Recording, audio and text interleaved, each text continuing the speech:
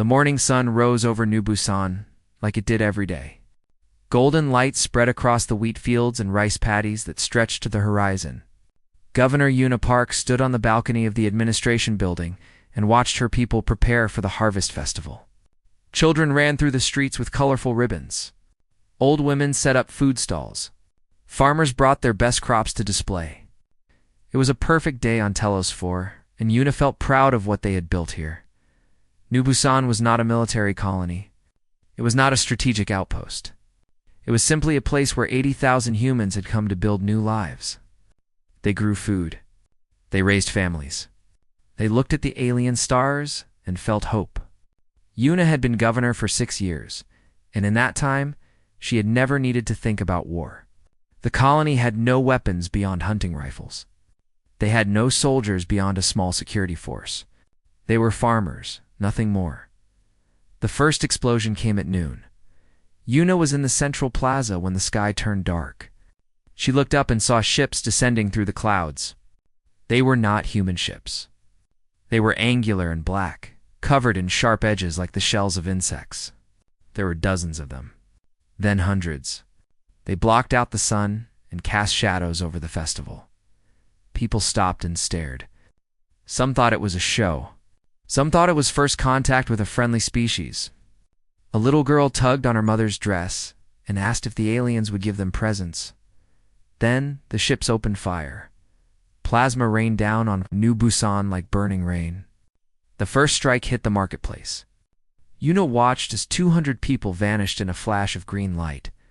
The sound came a moment later, a thunder so loud it knocked her to the ground. She could not hear anything after that. She could only see. And what she saw would stay with her for the rest of her life, which would not be very long. Buildings collapsed. Streets melted. People ran in every direction, but there was nowhere to run. The ships were everywhere. They moved in patterns, systematic and cold, like they were following a checklist. First the government buildings, then the hospitals, then the schools. The schools burned longest because they were made of wood, built by hand by parents who wanted their children to learn in beautiful spaces. Yuna ran toward the administration building. Her legs moved without thought. Around her, people screamed and fell and died. She saw a farmer she knew, a man named Taeho who always smiled and gave free vegetables to the elderly. He was trying to carry 2 children to safety. A beam of light hit him and he was gone. The children fell to the ground and did not move. She reached the building and found chaos inside. Her staff was trying to send messages, trying to call for help, trying to do something. But what could they do? They had no weapons. They had no ships. They had nothing but desperate hope. "Get me a connection to Earth," Yuna said. Her voice was calm. She did not know how. Now, a young man named Junho worked the console with shaking hands. Outside, the world was ending. Inside, they had one job left to do. They had to tell Earth what was happening. They had to make sure someone knew. The connection opened. Yuna looked into the camera and began to speak. "This is Governor Yuna Park of New Busan Colony. We are under attack. Unknown alien vessels are destroying our city. We have no military. We have no defense. We are farmers and families. They are killing everyone." She paused as an explosion shook the building. Dust fell from the ceiling. "I am transmitting all footage from our security systems. I want Earth to see what is happening here. I want everyone to see." She kept talking as Junho uploaded the footage. Security cameras across the colony had captured everything. The ships descending, the first strikes, the people running, the children dying. One camera had captured something else. Alien soldiers on the ground, walking through the streets, shooting survivors. They were tall and gray, with forearms and faces that showed no emotion. They killed with the same expression that a human might have while doing paperwork. "These aliens are not just destroying our colony," Yuna said. "They are executing us. They are making sure no one survives. I do not know why. We have done nothing to them. We did not even know they existed." Another explosion closer this time. The lights flickered. "I do not think I will survive this. But I need Earth to know something. I need humanity to know something." She leaned closer to the camera. Her face was covered in dust and blood, but her eyes were clear. "Do not let them get away with this. Do not negotiate. Do not compromise. Do not forgive. Whatever you do, make them pay for what they did here today. Make them pay for every child they killed. Make them pay for every dream they destroyed. Promise me." The ceiling began to crack. Junho grabbed her arm and tried to pull her toward the door, but she shook him off. She had one more thing to say. "My name is Yuna Park. I was the governor of New Busan. I was a mother. I was a wife. I was a human being. And I'm asking humanity to remember us. Remember what they did, and show them what happens when you murder our people." The building collapsed. 12 hours later, transmission reached Earth. Admiral Han Tae-soo was in his office when his aide brought him the file. He watched it in silence. He watched the festival. He watched the ships descend. He watched the plasma rain down. He watched the children run and fall. He watched Governor Yuna Park speak her final words. When the video ended, sat very still for a long time. His aide, a young woman named Sumin, stood by the door. She had watched the video too. Tears ran down her face, but she did not wipe them away. "Sir," she said quietly, "the Veth Dominion has sent a message. They claim responsibility for the attack. They are demanding that we surrender 3 frontier systems and pay tribute. They say this was a lesson about respecting their territory." Admiral Han did not respond immediately. He was looking at the frozen image on his screen, Yuna Park's face, dust-covered and bleeding, eyes full of fire. "Sir," Sumin said, "what should we tell them?" Han Tae-soo finally looked up. His face was calm. His voice was soft. But something in his eyes had changed. Something cold had settled there. Something that would not leave until this was finished. "Tell them nothing," he said. "Find me their homeworld. Find me every military base they have. Find me everything. And then, sir?" The Admiral stood and walked to the window. Outside, Earth turned slowly in the darkness, blue and green and beautiful. Somewhere out there, 80,000 of his people had just been murdered. Farmers and teachers, parents and children. People who had only wanted to grow food and raise families under alien stars. And then he said, "We show them what humanity does to murderers." The Galactic Council had existed for 3,000 years. In that time, they had seen many species rise and fall. They had watched empires grow and crumble. They had witnessed countless wars, countless treaties, countless surrenders.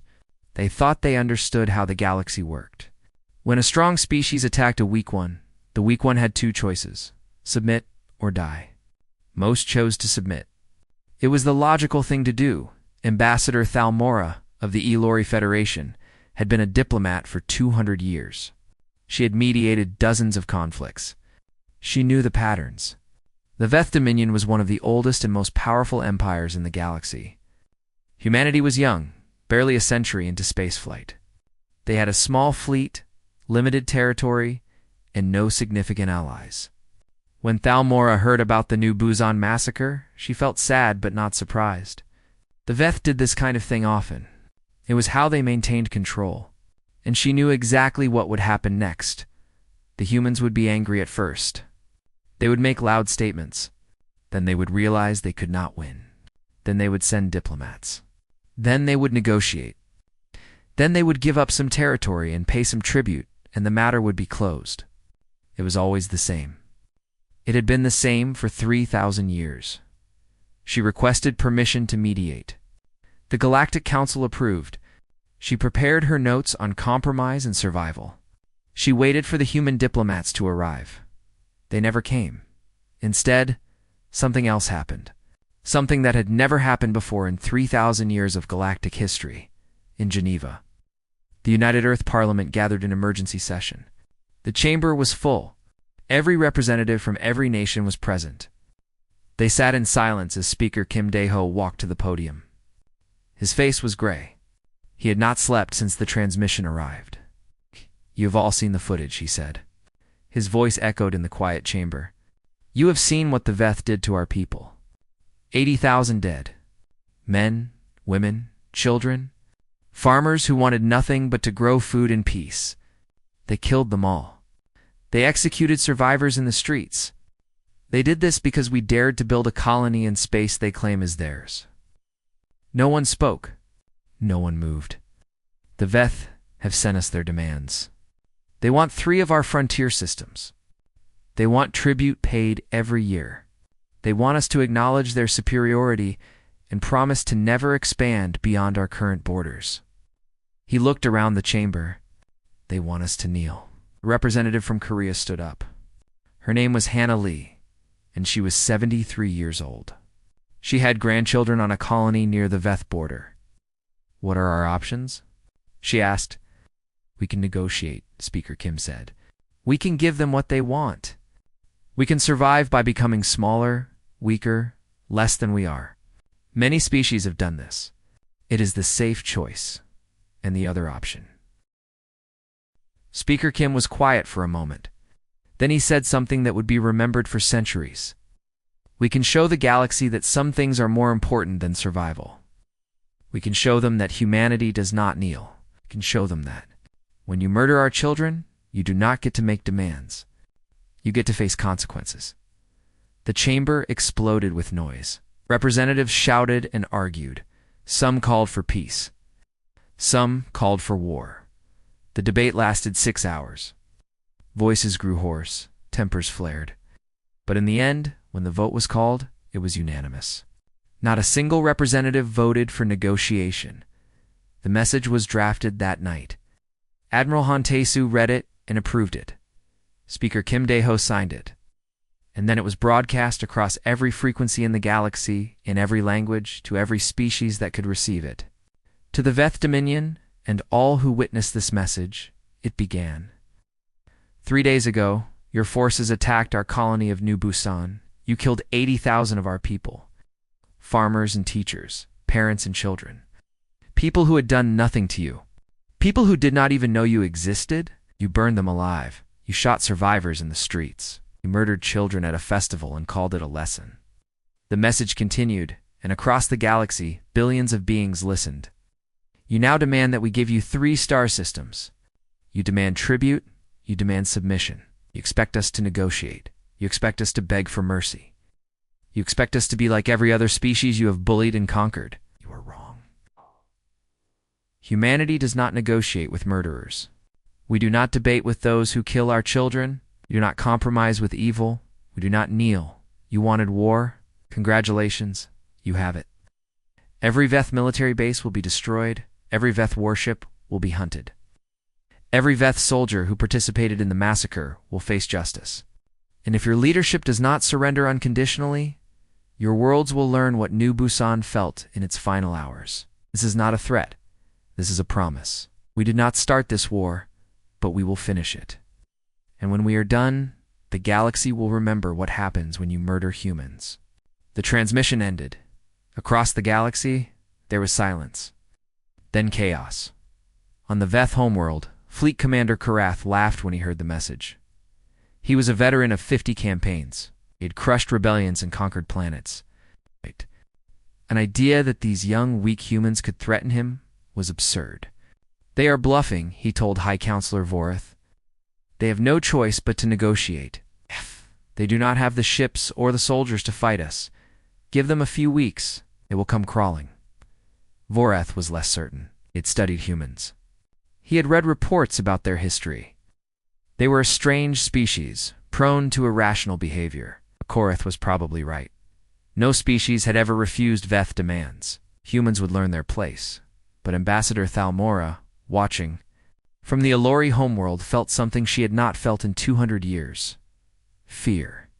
She had seen the look in human eyes before, long ago, when a cornered animal had attacked her research team. It was not the look of desperation. It was the look of something that had decided it did not care about survival anymore. Something that had decided the only thing that mattered was making its enemy pay. She sent a private message to Fleet Commander Koreth. You have made a terrible mistake. These beings are not like us. Do not calculate costs and benefits. They do not weigh survival against pride. When you hurt them, they hurt you back. They will not stop until one of you is destroyed. Korath deleted the message without responding. 3 weeks passed. The Veth waited for human diplomats.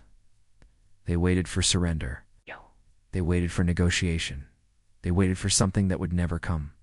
On Earth, Admiral Han Tesu stood in a room that did not officially exist. Around him were the captains of ships that had never been publicly announced. For 20 years, humanity had been building a secret fleet. They called it the Black Fleet. It was designed for one purpose: to fight a war that everyone hoped would never come. Now it had come. You all know what happened at New Busan, Han said. You all saw the footage. Governor Park asked us to make them pay. We are going to honor her request. He activated a display. Star map appeared, showing Veth territory. This is Keth 7. It is a Veth military outpost. 50,000 soldiers. Heavy fortifications. They think it is untouchable. He looked at his captains. In 3 days, it will be ash. And the galaxy will learn that humanity keeps its promises. Captain Li Wujin, commander of the flagship Vengeance, stepped forward. He was young for his rank, only 34, but his eyes were old. What are our rules of engagement, sir? Admiral Han's answer was simple. Military targets only. We are not them. We do not kill civilians. We do not murder children. But every soldier, every base, every warship, everything they use to make war, everything they use to destroy New Busan, we will erase from the galaxy. He looked at each captain in turn, to make them remember this war for 10,000 years. Make them teach their children to fear us. Make them understand that humanity will never, ever forget. The captains saluted. 3 days later, the Black Fleet jumped to Keth 7. And the galaxy discovered that humanity had not been bluffing. Keth 7 was a fortress. The Veth had built it 300 years ago, and in all that time, no enemy had ever come close to threatening it. The outpost sat on a barren moon, surrounded by orbital defense platforms and protected by a fleet of 200 warships. 50,000 Veth soldiers called it home. They trained there, planned there, launched attacks there. It was the heart of Veth military power in the region. Commander Voreth had placed it on high alert after the human transmission, just in case. But he did not really expect anything to happen. The humans had a small fleet. They had no experience fighting the Veth. They would probably try some small attack on a minor outpost first, something symbolic. Keth 7 was too strong. The Black Fleet arrived at dawn. Captain Li Wujin stood on the bridge of the Vengeance and watched the Veth fortress grow larger on his screen. Round him 37 ships held formation. They were smaller than Veth vessels, faster and more advanced. Each one carried weapons that the galaxy had never seen before. For 20 years, humanity's best scientists had worked in secret, building tools for a war they hoped would never come. Now those tools would be tested. All ships. This is Captain Li, he said into the fleet channel. Remember why we are here? Remember New Busan. Remember the children. Today we give them justice. The Veth detected them a moment later. Alarms screamed across the outpost. Ships scrambled to intercept. Defense platforms powered up. Commander Vorel, who was in charge of Keth 7, contacted his superiors and demanded reinforcements. Unknown fleet approaching, he reported. Configuration does not match any known species. 37 vessels. They are not responding to communications. Destroy them, came the reply. They are probably pirates or scavengers. Vorel ordered his fleet forward. 200 ships against 37? The math was simple. This would be easy. It was not easy. The human ships moved like nothing the Veth had ever seen. They were faster, more agile, able to change direction instantly. Veth targeting systems could not track them. Veth weapons could not hit them. When the humans fired back, their weapons cut through Veth shields like they were not there. The first Veth ship exploded 3 minutes into the battle, then another, then 5 more. The human fleet moved through the Veth formation like wolves through a herd of sheep. They did not fight like a military force. They fought like something that had been waiting a long time for this moment, something that was very, very angry. On the bridge of the Vengeance, Captain Li watched the battle unfold. His face showed no emotion. Inside, he thought about the footage from New Busan. He thought about the children running through the streets. He thought about Governor Park's final words. He thought about his sister, who had been a teacher on the colony. It had been one of the 80,000. Target their command ship, he ordered. Disable it. Nice. Do not destroy it. I want their commander alive. The battle lasted for hours. When it was over, 187 Veth ships had been destroyed. The human fleet had lost 2 vessels. The orbital defense platforms were gone. The ground fortifications were burning. And Commander Voral was being dragged from his crippled command ship by human soldiers. Captain Lee ordered the landing teams to secure the outpost. 50,000 Veth soldiers surrendered within an hour. They had never experienced defeat before. They did not know how to process it. Some fought and died, most simply gave up. The Veth had always been the strongest. They did not have a plan for being weak. But the battle was not the most important part of what happened at Ket 7. The most important part was what Captain Lee did next. He broadcast everything. Every ship in the human fleet had been recording. Every moment of the battle, from the first shot to the last surrender, was captured in perfect detail. And Captain Lee sent it to every corner of the galaxy. He sent it to the Galactic Council, sent it to the LRE. He sent it to the Kothan and the Methany and 100 other species. He sent it to the Veth homeworld. He wanted witnesses. The footage showed the human ships tearing through the Veth fleet. It showed He defends platforms exploding. It showed Veth soldiers surrendering with their hands raised. And at the end, it showed Captain Lee standing in the ruins of the command center, looking into the camera. "This is Captain Lee Woojin of the United Earth Defense Fleet," he said. 4 hours ago, this was Keth Saven, one of the strongest Veth military outposts in the galaxy. Now it is ours. 187 Veth warships have been destroyed. 50,000 soldiers are our prisoners. We have lost 2 ships.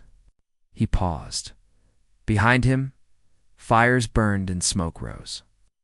3 weeks ago, the Veth murdered 80,000 of our people. They burned our colony. They killed our children. They thought we would negotiate. They thought we would kneel. They were wrong. This is not revenge. This is justice. And we are not finished. To the Veth leadership, you have one chance to surrender. Disband your military. Face trial for what you did. If you do not, we will come for every base, every ship, every soldier you have. We will not stop until your ability to make war is gone, to the rest of the galaxy. Watch and remember. This is what happens when you murder humans. We do not forget, we do not forgive. And we do not lose. The transmission ended. Across the galaxy, billions of beings watched in shock. The Veth had been one of the most feared powers for centuries. It conquered dozens of species, had never lost a major battle. And now, a species that had been in space for barely 100 years had destroyed one of their strongest outposts in 4 hours. On the Veth homeworld, High Counselor Voreth watched the footage in his private chamber. His hands shook. His face was pale. He had seen the numbers. He had seen the analysis. The humans had technology the Veth did not understand. They had tactics the Veth could not counter. And they had something else, something more dangerous than weapons or ships. They had rage. Fleet Commander Korath burst into the chamber. "We must strike back immediately," he demanded. "We must show them that we are not afraid. We must destroy one of their colonies." Vorath looked at him with tired eyes. "Did you watch the footage?" "Of course I watched it. It changes nothing. We're still stronger. We have more ships, more soldiers, more resources. We destroyed Ket 7 in 4 hours. They lost 2 ships. 2? Vorath shook his head. "This is not a normal enemy, Korath. This is something different. Something we have not seen before. They are primitives. They are young. They got lucky." Luck does not explain what I just watched. Vorath stood and walked to the window. Outside, the capital city stretched to the horizon. Millions of Veth lived there. Millions more lived across the homeworld. All of them were now in danger. Send diplomats to Earth. Offer reparations. Offer territory. Offer whatever they want. Korath stared at him in disbelief. "You want to negotiate? After they attacked us. I want to survive. I want our people to survive. I am not sure that will happen if we continue this war." The diplomats were sent. They brought offers of money, territory, apologies. They brought everything they thought humans would want. Admiral Han Tesu met them in a bare room on a space station at the edge of human territory. He listened to their offers in silence. When they finished, he spoke. You cannot pay for the dead with money. You cannot apologize for murdered children. You have nothing we want except one thing. What? The lead diplomat asked desperately. Your complete and unconditional surrender. That is impossible. The Dominion would never agree. Admiral Han stood. The meeting was over. Then we will continue until there is no Dominion left to agree. The diplomats returned home with nothing, and the human fleet began to move again. The galaxy had rules. Everyone knew the rules. Strong species dominated. Weak species submitted. Wars were fought over territory and resources, and they ended when one side calculated that continuing would cost more than surrendering. It was logical. It was predictable. It had been this way for thousands of years. Humanity was breaking the rules. Lieutenant Commander Bora Shin sat in her office on Earth and stared at the messages filling her screen. She was in charge of alien liaison, a job that had been quiet for years. Now it was the busiest position in the entire government. Species from across the galaxy were contacting humanity. Some wanted to offer help, some wanted to warn them, some just wanted to understand what was happening. The first message came from the Ellery Federation. Ambassador Thalmora had been trying to mediate peace for weeks without success. Now she was offering something different. The Elori will not fight, her message said. We are not a warrior species, but we will open our borders to your ships. We will provide fuel and repairs. We will share what we know about Veth fleet movements. We do this because what the Veth did to your colony was wrong, and because we believe you will win. Bora forwarded the message to Admiral Han. His response was simple. Accept. Thank them. Remember them. More messages followed. The Kothan Confederacy had been conquered by the Veth 2 centuries ago. They had been forced to serve as soldiers in Veth armies, fighting wars they did not believe in. Now they saw a chance for freedom. We will send volunteers, their message said. 10,000 warriors who remember what the Veth did to our worlds. We do not ask for payment. We ask only for revenge. The Methani were a reclusive species, ancient and mysterious. They had not communicated with other species in centuries, but they sent a message too. We have watched the Veth for a long time. We know their secrets, their fleet movements, their supply lines, their weaknesses. We are sharing this information with you. Use it well. Bora spent 18 hours a day processing messages, coordinating support, building alliances. Species that had been afraid of the Veth for centuries were suddenly finding courage. The galaxy was watching humanity fight, and something was changing. Hope was spreading. On Earth, General Sung Haeanki gathered his staff for the most important meeting of the war. They met in a bunker deep beneath the mountains, surrounded by screens showing Veth territory. The room was full of the brightest military minds humanity had produced. We have a decision to make, Haeanki said. We can continue hitting Veth outposts one by one. It will work. It will take years, but we will win eventually. Or we can do something faster. Major Nayunbai stepped forward. She was young, only 28, but she had designed the tactics that destroyed. Ket7, her mind worked differently than other strategists. She saw patterns where others saw chaos. I have a plan, she said. I call it the Hammer Protocol. She activated the display. 17 points lit up across Veth territory. These are their most important military installations: shipyards, command centers, supply depots. If we destroy them all at once, the Veth military will collapse. They will not be able to coordinate. They will not be able to resupply. They will not be able to fight. General Haeanki studied the display. All at once? We do not have enough ships for 17 simultaneous attacks. We do now. Unbei brought up another display showing the Allied forces. The Elori are providing support ships. The Kothan are providing ground troops. The Methani intelligence tells us exactly when each target will be weakest. If we coordinate everything perfectly, we can do this in a single day. The room was silent. It was an audacious plan. It would require perfect timing across light years of space. If anything went wrong, they could lose everything. What are the risks? Hyunki asked. Hyunbai admitted. But the Veth are already desperate. They are massing their remaining fleet at their homeworld. If we wait, they will be stronger. If we strike now, we can end this. Hyunki looked around the room.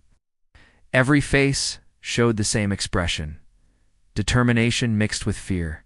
They had come so far. They had done things no one thought possible. But this would be the biggest test yet. Do it, he said. Psst, prepare the hammer protocol. While Earth prepared for the final push, the Veth made one last attempt at politics. High Counselor Varath traveled to the Galactic Council himself, stood before representatives of 100 species and demanded intervention. Humanity is a threat to galactic stability, he declared. They refuse all negotiation. They reject all compromise. They are driven by primitive emotions rather than logic. If they are allowed to continue, they will destabilize the entire region. Ambassador Thalmora rose to respond. She had mediated conflicts for 200 years. She had always counseled peace and compromise, but something had changed in her during this war. She had watched the footage from New Busan. She had seen the children die. You speak of stability, she said, her voice cold. Let me tell you what I see. I see a species that attacked a colony of farmers. I see a species that murdered 80,000 civilians, including children, as a lesson about territory. I see a species that expected its victims to kneel and beg for mercy. She turned to face the full council. The humans did not start this war. You did. You killed their people and demanded tribute. You expected them to behave like all the species you have conquered before. You were wrong. Now you want us to save you from the consequences of your actions. You want the galaxy to intervene against the victims, to protect the aggressors. She shook her head. The Elor will not do this. We will not save murderers from justice. The vote was called. 17 species abstained, unwilling to take sides. 12 voted against intervention, including the Elor, the Kothon, and several others who had suffered under Veth rule. 3 species voted to actively support humanity. Not a single species voted to help the Veth. High Counselor Voroth stood alone at the podium, abandoned by a galaxy that had feared his people for centuries. The silence was his answer. The Veth Dominion would face humanity alone. You are making a mistake, he said quietly. The humans are not heroes. They are dangerous. They will not stop with us. When they are done with the Veth, they will come for others. They will come for you. Ambassador Thalmora met his eyes. Perhaps, she said. But I do not think so. The humans are not fighting because they enjoy war. They are fighting because you gave them no choice. And when they are done, I believe they will go back to farming and teaching and raising their children. That is who they were before you attacked them. That is who they will be again. She paused. You should have left New Busan alone. Voroth left the council chamber in silence. Behind him, the representatives began to discuss what would happen when the Veth fell. New trade routes. New alliances. New possibilities. The galaxy was already moving on, and somewhere in the darkness of space, 17 human fleets were moving into position. The hammer was about to fall. The hammer fell at dawn. 17 human fleets struck 17 Veth targets at the exact same moment. Across light years of space, shipyards exploded, command centers burned, and supply depots vanished in fire. The coordination was perfect. The Methany intelligence was accurate. The Elori support ships kept the human fleets supplied. The Kothon warriors fought beside human soldiers on the ground in 12 hours. The Veth military structure collapsed. Admiral Han. Tesu watched the reports come in from his command ship above the Veth homeworld. One by one, the targets fell. The massive shipyard at Keth Prime, destroyed. The central command station at Vethri Orbital captured. The weapons depot at Rethfor, burning. For 300 years, the Veth had built their military into the most feared force in the region. In a single day, humanity tore it apart. But Han was not satisfied yet. There was one target left.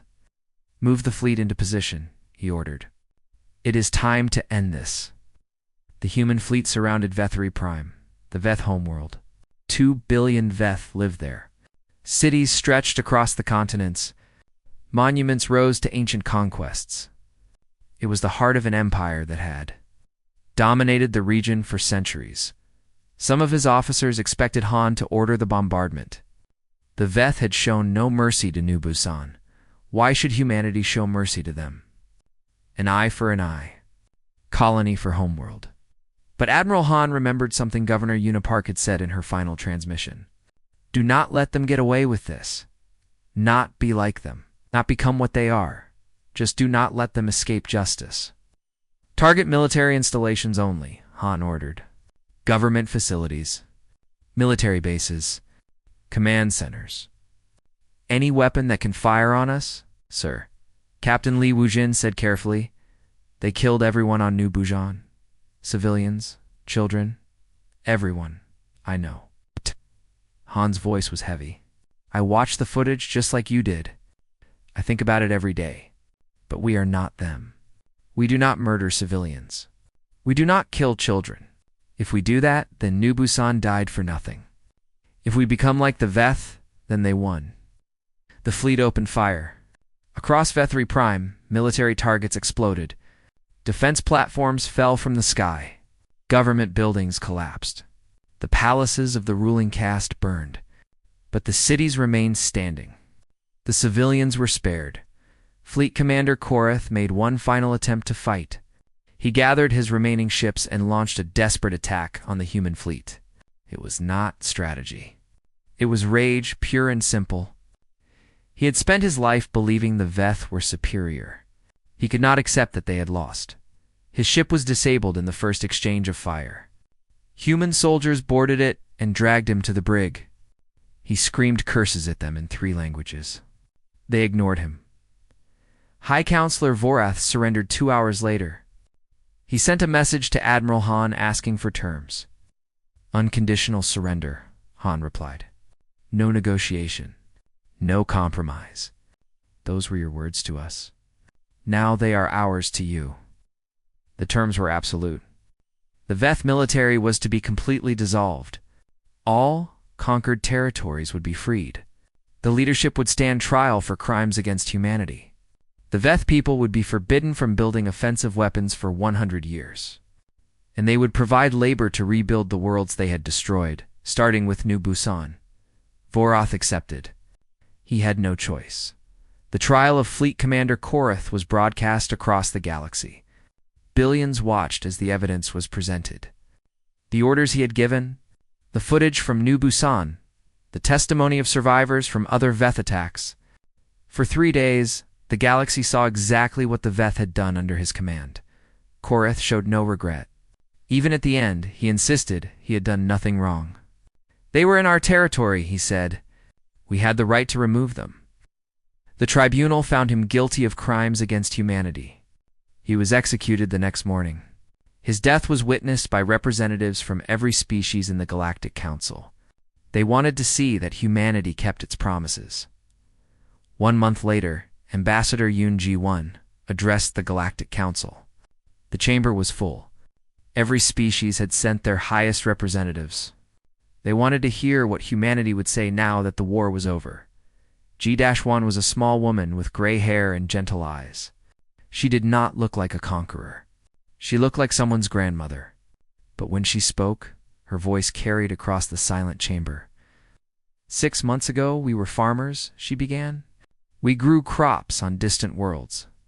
We raised our children under alien stars. We explored the galaxy with wonder and hope. We did not want war. We did not seek enemies.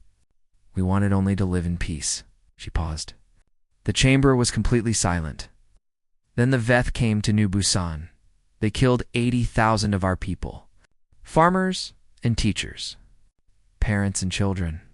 People whose only crime was building homes in the wrong part of space. The Veth called it a lesson. They expected us to learn our place. We learned something different. We learned that the galaxy respects strength. We learned that peace must be defended. We learned that some things are worth fighting for, even if the cost is terrible. And we learned what we are capable of when someone hurts our people.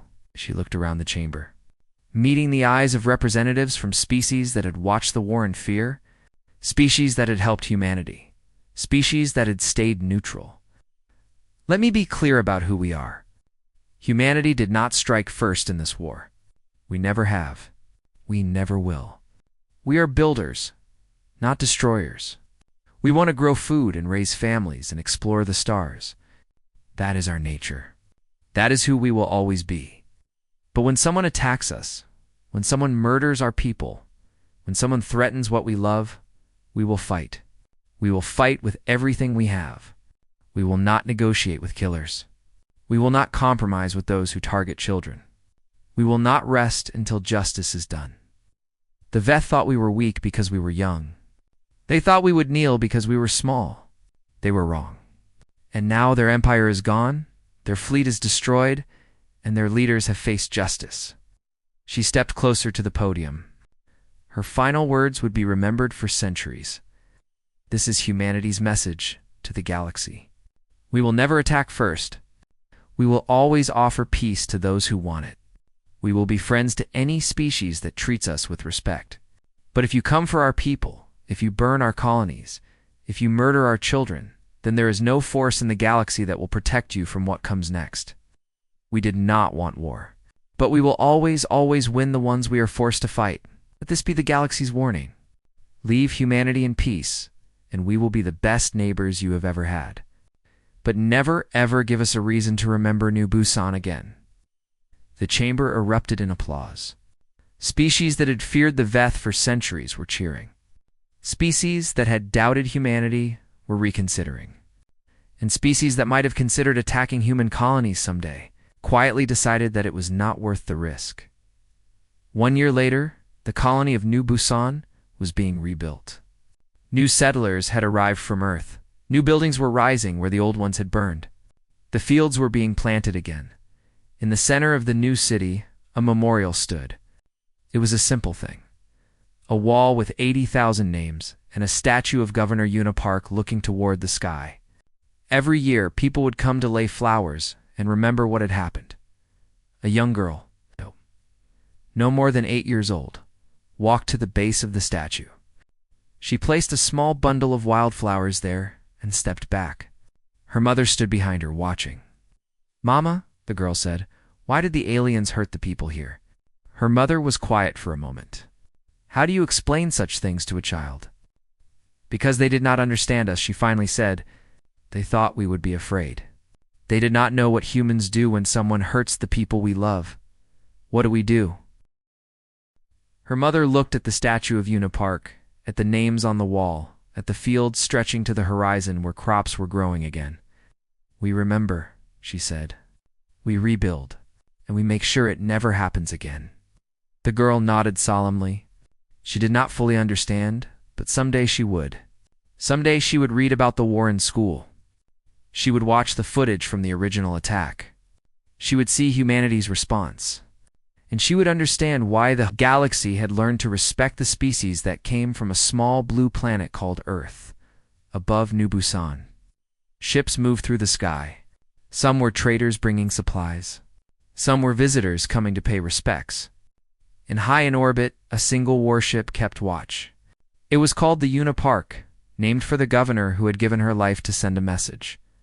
On its hull, in letters that could be seen from space, was humanity's promise to the galaxy: never again. And in the centuries that followed, no one ever forgot.